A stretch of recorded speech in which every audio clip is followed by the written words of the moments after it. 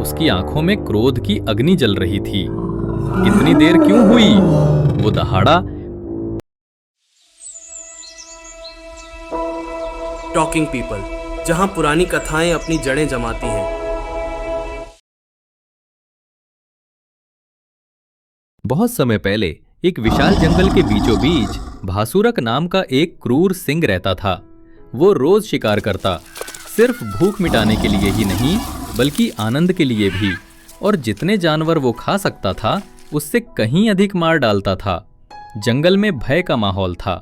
हिरन झाड़ियों में कांपते रहते, बंदर पेड़ों की ऊंचाइयों में छिपे रहते, और यहाँ तक कि बलशाली जंगली सूअर भी पानी के गड्ढों से दूर रहते। आखिरकार सभी जानवर एकत्र हुए ताकि कोई उपाय खोजा जा सके।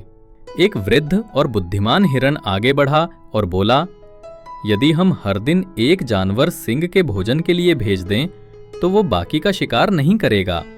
इस तरह कई जानों को बचाया जा सकता है।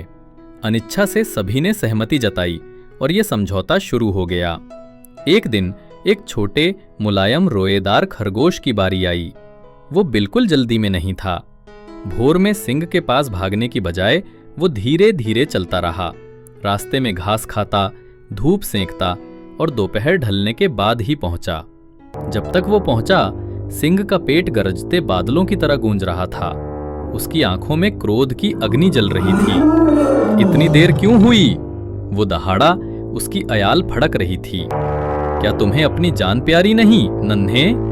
खरगोश ने झुककर कांपती पर चतुर आवाज में कहा, महाराज, मैं तो सुबह ही निकल पड़ा था, लेकिन रास्ते में एक और सिंह ने मुझे रोक लिया और कहा कि वही इस जंगल का असली राजा है। वो पहले मुझे खाना चाहता था।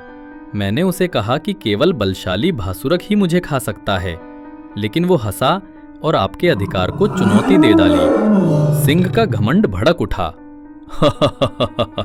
और कोई सिंह? वो भी मेरे जंगल में? मुझे दिखाओ वो कहाँ है, मैं उसे टुकड़े टुकड़े कर दूंगा।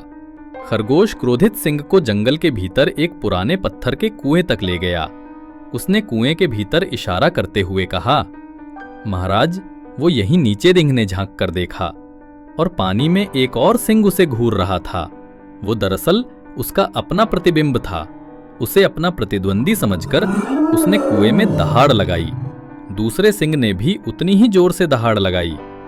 क्रोध में अंधा होकर भासुरक अपने दुश्मन को मारने के लिए कुएं में कूद पड़ा और सीधे पानी में जा गिरा। वो बाहर नहीं निकल सका और डूबकर मर गया। जब ये समाचार फैला, सभी जानवर खुशी से नाच उठे। चतुर खरगोश ने बल से नहीं बल्कि बुद्धि से जंगल को सिंह के आतंक से मुक्त कर दिया। नीति: बुद्धि बल से अधिक प्रभावी होती है।